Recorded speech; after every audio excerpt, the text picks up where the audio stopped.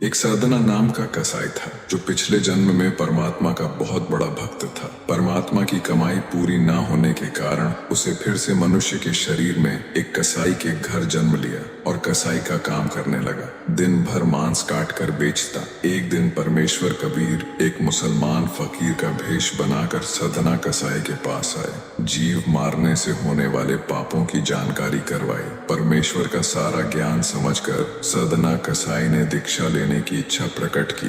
परमेश्वर ने कहा कि पहले यह मांस काटने का कार्य छोड़ना पड़ेगा। आपके शहर में 100 कसाई हैं, अन्य हजारों व्यक्ति भी तो निर्वाह करते हैं। आप भी कोई अन्य कार्य कर लो।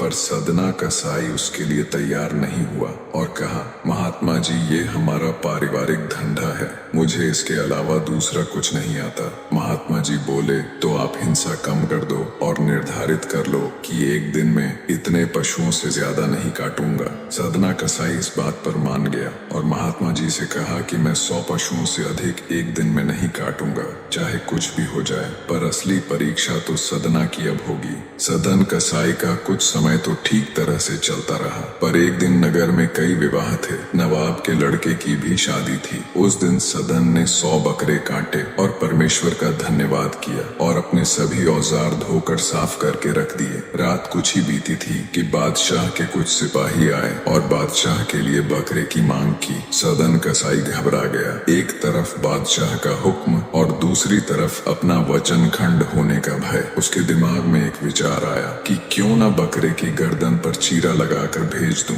मेरा वचन भी रह जाएगा और बादशाह का हुक्म भी। ऐसा विचार कर सदना चाकू उठा। जैसे ही बकरे की तरफ चला, उसी समय परमात्मा ने बकरे को बुद्धि प्रदान की व तत्व ज्ञान की रोशनी कर दी, जिससे बकरा बोलने लगा और कहा, हे सदना कसाई, ये सब नहीं भाई, तुम मेरी गर्दन भले ही काट लो, पर ये नया कृत्य मत करो। किसी जन्म में सिर मैंने तेरा काटा था, सिर तुम मेरा काट लो, पर ये नई दुश्मनी शुरू मत करो भाई। सदना के हाथ से चाकू छूट गया। वह थर थर कांपने लगा और बेहोश होकर जमीन पर गिर गया। जैसे ही सदन जी को होश आया, वो सब कुछ छोड़ छाड़ कबीर साहेब जी की खोज में धर्म नगरी जगन्नाथपुरी की तरफ चल पड़े। मार्ग में संध्या समय सदन जी एक गांव में एक गृहस्थ के घर ठहरे। उस घर में स्त्री पुरुष 2 ही व्यक्ति थे। स्त्री का आचरण अच्छा नहीं था। वह अपने घर ठहरे हुए इस स्वस्थ सुंदर सबल पुरुष पर मोहित हो गई। आधी रात के समय सदन जी के पास आकर वह अनेक प्रकार की अशिष्ट चेष्टाएं करने लगी।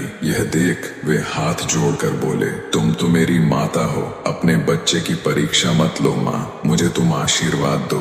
उस स्त्री ने समझा कि मेरे पति के भय से ही यह मेरी बात नहीं मान रहा। वह गई और तलवार लेकर अपने सोते हुए पति का सिर काट दिया और कहने लगी, प्यारे, अब डरो मत, मैंने अपने पति का सिर काट डाला है, अब तुम मुझे स्वीकार करो। सदन भय से कांप उठे और कहा, पापी औरत, ये तूने क्या कर डाला? स्त्री ने जब सारी कोशिश करके देख ली और पता चला कि ये तो नहीं मानेगा, तब द्वार पर आकर छाती पीट पीट कर रोने लगी। लोग उसका रुदन सुनकर एकत्र हो गए। उस दुष्ट औरत ने रोते चिल्लाते कहा, इस यात्री ने मेरे पति को मार डाला है और यह मेरे साथ बलात्कार करना चाहता था। लोगों ने सदन को खूब भला बुरा कहा और उसे राजा के दरबार में पेश किया। सदन बिना कोई सफाई दिए बस चुपचाप अपने प्रभु की लीला देख रहे थे। अतः अपराध न करने पर भी अपराध स्वीकार कर लिया। राजा की आज्ञा से सदन के दोनों हाथ काट दिए गए। फिर भी सदन के मन में परमात्मा के प्रति तनिक भी रोष नहीं आया और उसे भी मालिक की मर्जी मानते हुए, उनको याद करते हुए फिर से जगन्नाथपुरी को चल पड़े। सदन जी कुछ ही दूर चले थे कि कबीर साहेब जी प्रकट हो गए। सदन ने उनको देख हाथ जोड़ने के लिए जैसे ही भुजाएं उठाई, उनके दोनों हाथ पूर्ववत ठीक हो गए। सदन जी उनके चरणों में गिर गए। तब परमात्मा कबीर साहेब ने उसे उठाते हुए बताया कि पिछले जन्म में तुम काशी में सदाचारी विद्वान ब्राह्मण थे। एक दिन एक गाय कसाई के घेरे